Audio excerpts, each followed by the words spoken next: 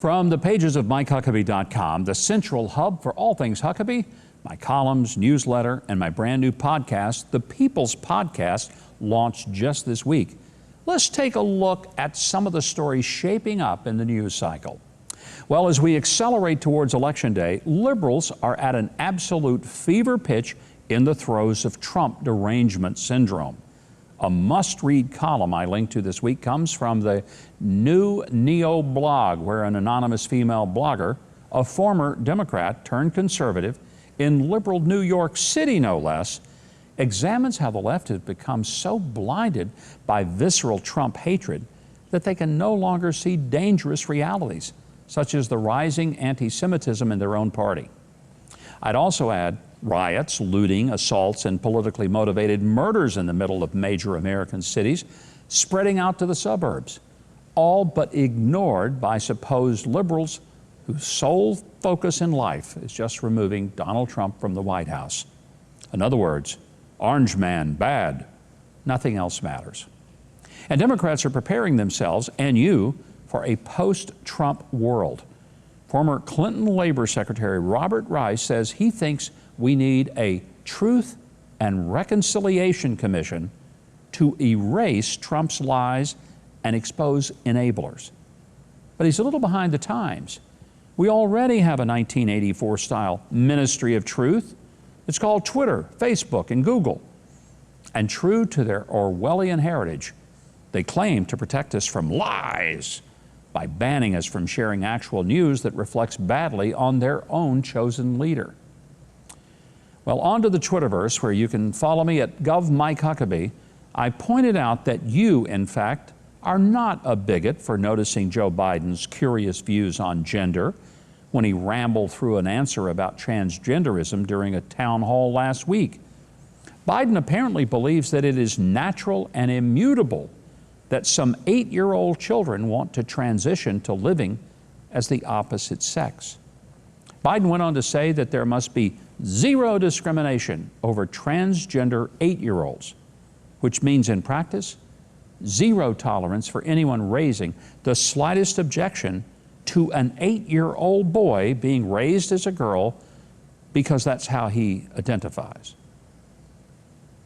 Well, ahead of tonight's third and final presidential debate, I tweeted, "Biased and discredited debate commission will mute mics of real Donald Trump and Joe Biden." I got a better idea. Mute the partisan moderator and let the candidates actually debate the issues that they want to discuss with voters. Of course, NBC won't actually do that, knowing that President Trump easily handles 2 or 3 hour rallies in front of thousands of everyday Americans, while Joe Biden can barely get through a 5-minute Skype interview with a friendly left-wing media outlet. No, NBC, of course, will do whatever they can to give whatever advantage they can to basement Joe Biden. We'll see how it all plays out this one last time. That brings us to this week's Shame On Yous. First, for the roving mob known as Antifa in Portland, who for months have been laying siege to the city and ironically calling the police and federal agents who try to put a stop to it, they call them Nazi terrorists. This week, they decided ICE agents were the Nazi terrorists as Antifa directed adolescent rage at them, along with glass bottles. Just another night in the city of Portland. No wonder it's one of the top cities in America for U-Hauls heading out of state. And on the twits who run Twitter, who've blocked a 200-year-old newspaper, the New York Post, from tweeting just 2 weeks before the election, FoxNews.com points out there's some eye-raising Twitter profiles that are still active, tweeting away while a news outlet is blocked. How about O.J. Simpson, still on Twitter, giving his thoughts on football, current events, and cracking jokes?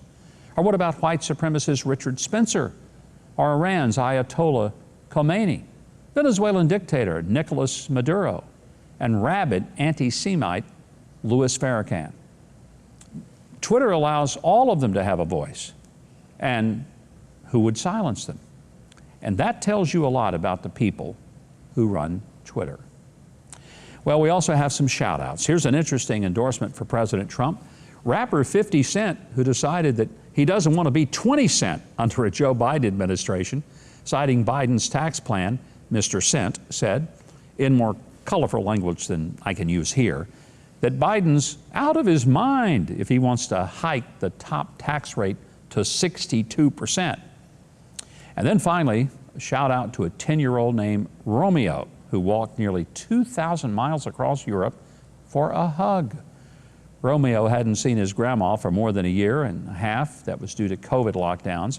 And with no flights from his home in Sicily all the way back to the UK where his grandma lives, he decided he'd just walk. His parents told him no about 50 times, but he said on the 51st time, Romeo's dad finally agreed. That is, if he went with him. 93 days and 1,700 miles later, after fending off wild dogs, getting lost, befriending a donkey, and volunteering at a refugee camp, Romeo and his grandma got to share that hug. Well, before we go, I'd like to leave you with a little something to chew on by writer Ralph Waldo Emerson, who said, "Common sense is genius dressed in its working clothes." Until next time, these have been the facts of the matter. Now, if you're seeing this, I know you've enjoyed that video. I mean, how could you not, after all? So you know what you should do? Leave a like, click on the subscribe button below, and hit the notification bell next to it so you'll always know when I have another video up for you to enjoy.